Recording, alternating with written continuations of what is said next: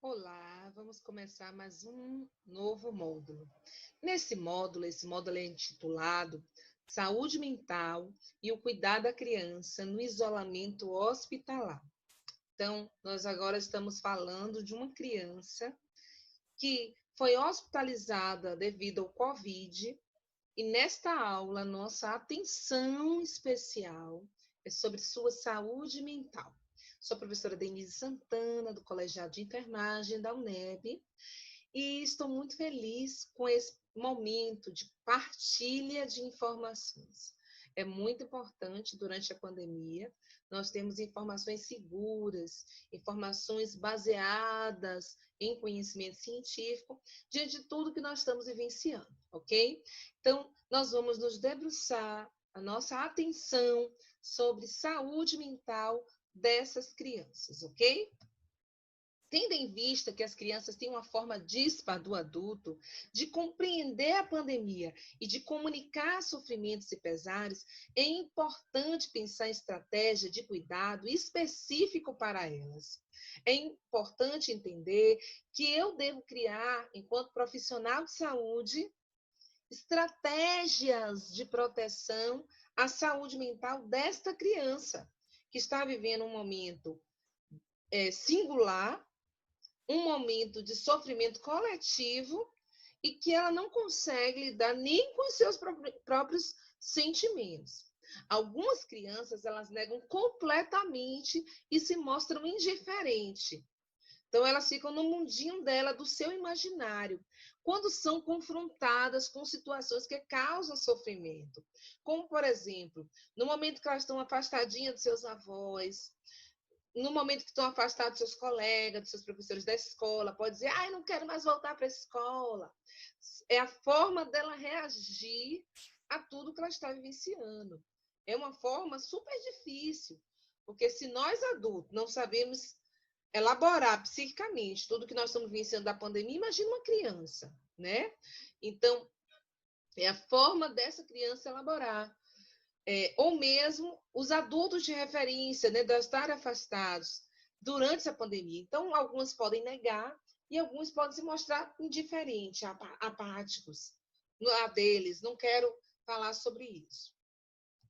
Então, nesse sentido, nós entendemos que esse fenômeno de pandemia, que levou o distanciamento social e levou a criar estratégias, tanto de prevenção quanto de tratamento e cuidado.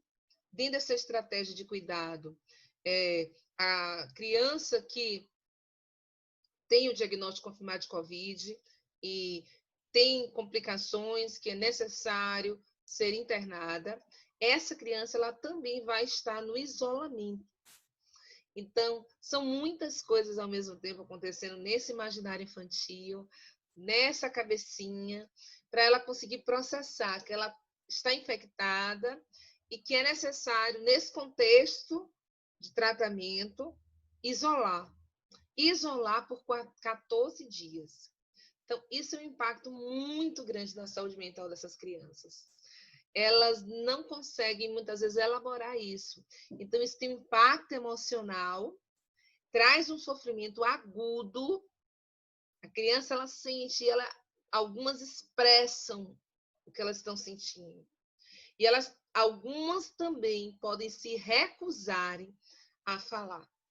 Então, você aborda ela não fala. Não consegue elaborar ou não quer falar. Geralmente, elas são capazes, as crianças são capazes de lembrar e contar experiências impactantes quando seus sentimentos de medo estiverem sob controle. Se a criança ela está infectada e ela não tem um amparo dos seus pais, dos seus cuidadores, ela não vai conseguir controlar os seus medos. E isso vai trazer repercussões na sua saúde mental. Então, não é só estar infectado pelo Covid-19. É estar infectado, ser criança e não saber expressar isso. Algo que é tenebroso pelos próprios desenhos, né? Eles desenham com chifrinhos, com garras. Então, é algo tenebroso que leva à morte e que geram sofrimento para a sociedade, para a criança também. Então, a pandemia do Covid, ela exige que as instituições hospitalares que recebem essas crianças ofereçam condições de acolhimento de um adulto de referência. Nós sabemos que na hospitalização infantil, a grande parte das crianças hospitalizadas, o adulto de referência geralmente é a mãe. Mas nós temos vivências diferenciadas no país, né? Existem crianças que a mãe está hospitalizada e quem vai ser o adulto de referência vai ser o pai. Tem crianças que foram abandonadas que seu adulto de referência vai ser um tio, um avô, uma avó, que neste momento os idosos eles não devem ser adultos de referência. Até porque o idoso é população de risco. Então, vai ser uma tia, vai ser um tio, vai ser a madrinha. Então, é necessário que a instituição hospitalar crie, né, tenha uma condição para acolher esse adulto e que essa condição inclua o bem-estar também desse adulto. É igualmente importante que esse adulto entenda que é necessário que ele use os equipamentos de proteção individual para ele também não infectar. É necessário que o acompanhante use o EPI, equipamento de proteção individual, sendo necessário garantir sua segurança e mitigar os riscos do contágio, né? Nós estamos num momento crucial no país, né? No momento onde nós estamos numa curva ascendente, com números alarmantes de contaminação diária. Então, é necessário que esse adulto que está acompanhando a criança com Covid-19 use os equipamentos de proteção individual, que ele não seja também outro vetor de contaminação. A recomendação sobre a internação de crianças com diagnóstico de Covid, ela deve ser modulada por princípios éticos e princípios que respeitem o respeito às diferenças e peculiaridades dos grupos etários. A criança não pode ficar só. Ela não pode, não deve estar só no hospital. Durante o isolamento, ela vai ter um adulto de referência, que geralmente são seus pais, né? O pai ou a mãe, que vai ser um adulto único, que vai ficar durante todo o período do isolamento. Crianças também com deficiências e ou com agravos de saúde pré-existentes, elas necessitam do acompanhante durante a sua internação. Então, a presença de familiar, ela é fundamental. Cada criança em seu período de hospitalização deve estar acompanhada de um adulto de referência. Isso gera na criança segurança, já que ela está contaminada, já que ela está vivenciando um momento de crise, de angústia, de medo, de aflição. É necessário que ela tenha um porto seguro como adulto. Nesse sentido, a presença e o suporte da rede socioafetiva é prioridade para essa criança. Então, a ausência de um adulto de referência, no caso do isolamento completo, de crianças e adolescentes, pode desencadear agravos à saúde mental e pode ocorrer durante o período da internação. A criança pode demonstrar quadro de agitação, crise de angústia, dificuldade durante o afastamento dos pais, quadro depressivo. É necessário que se mantenha o cuidador adulto. Na impossibilidade, numa situação realmente de gravidade extrema da criança, tem que ser relocada para uma unidade de terapia intensiva. É necessário que se medie essa relação, né, através das chamadas de vídeo, do áudio. A criança, ela necessita do acompanhante. E isso dá a ela tranquilidade e segurança, que tudo vai passar, que aquilo vai se dissolver, que ela vai superar. Então, a criança, ela não consegue elaborar quando ela não tem pontes de segurança. Então, é necessário o adulto de referência nesse processo. E hoje, a tecnologia ela é um aliado muito importante. Durante essa internação, essa criança pode socializar com seu avô, com sua avó, lá onde eles estão, através da tecnologia, através da mídia. Como é importante as chamadas de vídeo para essa criança, né? Para a organização psíquica dela. Como é importante ouvir a voz do coleguinha, ver a imagenzinha dos irmãozinhos que estão em casa, para essa organização psíquica dessa criança. a comunicação com a criança hospitalizada. A criança tem direito à comunicação, ela tem direito à informação. A qualidade da comunicação com a criança é o principal cuidado em saúde mental durante a internação. Não mentir sobre diagnóstico e tratamento. Explicar na linguagem da criança o que está acontecendo com ela, por que ela está isolada por 14 dias, por que ela não pode entrar em contato com outras criancinhas da unidade pediátrica, por que está acontecendo tudo aquilo, o que está acontecendo no mundo. É necessário explicar para ela entender por que ela se contaminou e que ela pode contaminar outras pessoas e que aquilo é uma forma de proteção para ela. Toda criança ela tem direito de saber o que está acontecendo, o que vai acontecer e também de participar de escolhas. A depender da sua idade, da sua compreensão, é necessário que ela possa estar a par daquilo. A comunicação é tão importante para a criança que, às vezes, ela sofre mais porque ela não está entendendo tudo que está acontecendo e ninguém comunica a ela. Então, quando a criança ela é bem informada, ela é orientada, ela vai passar pelo processo de sofrimento com mais leveza. Então, manter constante contato, comunicação, mesmo que não verbal e por comunicação à distância, é indispensável para essa criança. O isolamento não pode se configurar como uma experiência de abandono. Não é isso que nós queremos. Nós não queremos que ela se sinta abandonada por todos, porque agora ela não pode sair mais do quarto. Não. A ênfase na dimensão lúdica, nos brinquedos, no oportunizar dela brincar naquele contexto. É muito interessante, porque o brincar para a criança ela tem um impacto importante no seu psique. É importante que essa criança brinque, mesmo no contexto de hospitalização. É importante que ela tenha um amparo lúdico naquele contexto de hospital. É importante que aquele ambiente seja um ambiente que, mesmo que seja de total paramentação, de toda uma questão de prevenção, é necessário um olhar diferenciado para essa criança. Por exemplo, os EPIs, eles podem ser customizados, os espaços também, eles podem ser diferenciados para aquela pessoinha que está vivenciando aquilo, para os seus familiares. Então, atenção. Oriente as crianças e adolescentes que o toque, neste momento, não é possível. Mas nós estamos preocupados com ele. E isso revela a atenção. Nós queremos o bem-estar. É necessário proporcionar condições de manutenção da noção do tempo. Às vezes, quando a criança está muito tempo internada, ela não sabe o que é dia e que é noite. Ela acha que é um tempo eterno, é todo dia a dia, porque a luz está ligada. Estabelecer indicadores de dia e de noite, desligar as luzes, para ela ter essa noção do tempo. Às vezes é um hospital que a janela é muito alta, não dá para ver, não tem acesso a visualizar a rua, é um espaço muito fechado. Então, ela perde esse tempo.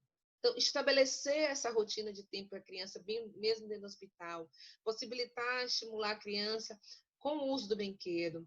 A criança, ela necessita brincar. É um fator primordial para o desenvolvimento saudável dessa criança. Então, oportunizar que ela tenha as fotos, que ela tenha brinquedos, mesmo que seja feita a higienização constante desses brinquedos, mas que ela tenha um mínimo de suporte psíquico naquele momento, que cumpram as necessárias funções de sustentação, ligação com a família. Então, se é o brinquedo, fica só com essa criança de isolamento. Se tem um livrinho, só com a criança de isolamento, e é higienizado, e não passa para outra criança, para que assim não se propague. Mas que tenha no ambiente dela essa questão do brinquedo, do lúdico, que é importante para a criança. Deve-se fornecer meios para que a criança e o adolescente expresse seus pensamentos. Uma folha de papel, um lápis de cera, que ela possa expressar o que ela está sentindo, quais são as suas percepções, o que ela está vivenciando nesse momento. Proteger a criança, garantindo-lhe o direito de viver seus pesares. Garantir que realmente ela vivencie aquilo, eu estou sofrendo, eu não estou bem. Que ela compartilhe de forma simples, honesta, entendendo que é um momento difícil, que ela também tem medo de morrer, tem medo de perder os pais, tem medo de não voltar mais para casa, tem medo de não conseguir mais voltar para a escola. Há muitos medos. Então, é necessário criar um ambiente saudável, mesmo na hospitalização, para que essa criança não sofra mais. No contexto de pandemia do Covid, existe o impacto da mortalidade nesse momento, mas é um impacto muito grande na saúde mental das pessoas. As pessoas elas estão com medo, elas estão angustiadas, elas estão aflitas. E quando elas se infectam, elas têm muito medo de morrer. Então, esse medo gerado pelo processo, pelas incertezas. Então, a criança também vivencia isso. E diferente do adulto, muitas vezes ela não sabe elaborar, ela não sabe expressar. Isso dá irritabilidade para ela. Algumas ficam depressivas, não querem falar. Então, dar a oportunidade da criança vivenciar esse pesar, dela poder vivenciar sem cobranças isso.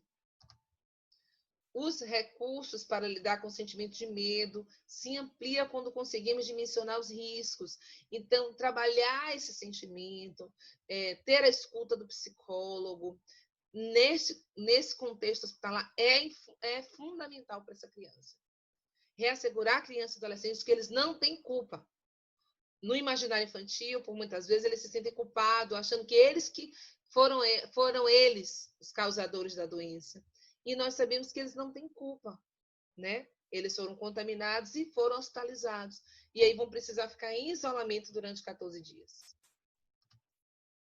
As recomendações gerais, né? Ajude a criança a encontrar maneira de expressar sentimentos, utilizando enquanto profissional atividades criativas, como brincar, desenhar, lembrando da higienização dos brinquedos, né? É necessário que esse brinquedo seja higienizado diariamente pela mãe, pelo profissional, para que não seja fonte de contaminação. Nós sabemos que o coronavírus ele fica por um período grande em determinadas superfícies, no plástico, no metal, no papel, na madeira. Então, a depender da característica desse brinquedo, manutenção contínua da higienização desse brinquedo, incentivar as crianças a continuar a brincar e socializar com os outros, mesmo que seja dentro do próprio contexto familiar, só aquele cuidador, que ele brinque com aquele cuidador, né? Porque aconselhamos restringir o contato físico, então que ele brinque com aquele cuidador que está fazendo cuidado direto àquela criança.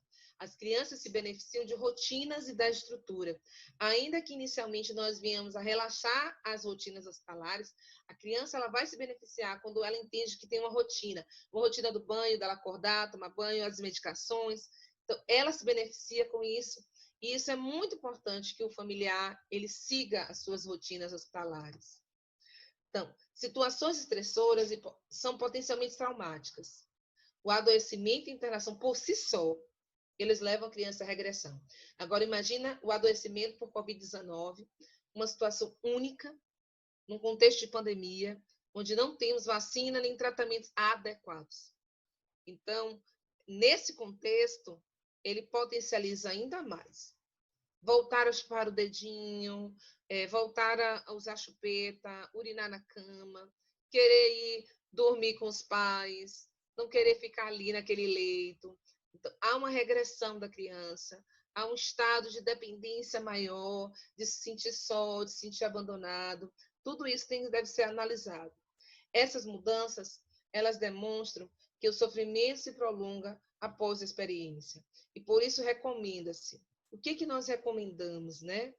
Esse módulo, esse curso, a sua proposta é que você possa ampliar o seu olhar. A criança que ela vem desde o recém-nascido até a criança que vai ser hospitalizada. Então, amplie seu olhar à criança durante a pandemia. Então, essas mudanças demonstram que o sofrimento se prolonga após a experiência. E por isso recomenda-se o acolhimento dessas manifestações e que os adultos de referência possam falar com a criança ou o adolescente sobre isso e observar, ofertando caminhos para que ela elabore a vivência traumática de desamparo dela, que ela possa elaborar isso. Então, fornecer caminhos para que a criança possa expressar o que ela está sentindo diante daquele isolamento dentro do contexto hospitalar por infecção por Covid. Então, isso foi o que nós queríamos trazer para vocês. Essas são as nossas referências. Esse é o nosso campo da UNEB. E isso foi o que nós queríamos trazer nesta aula. Nos encontramos nas próximas aulas.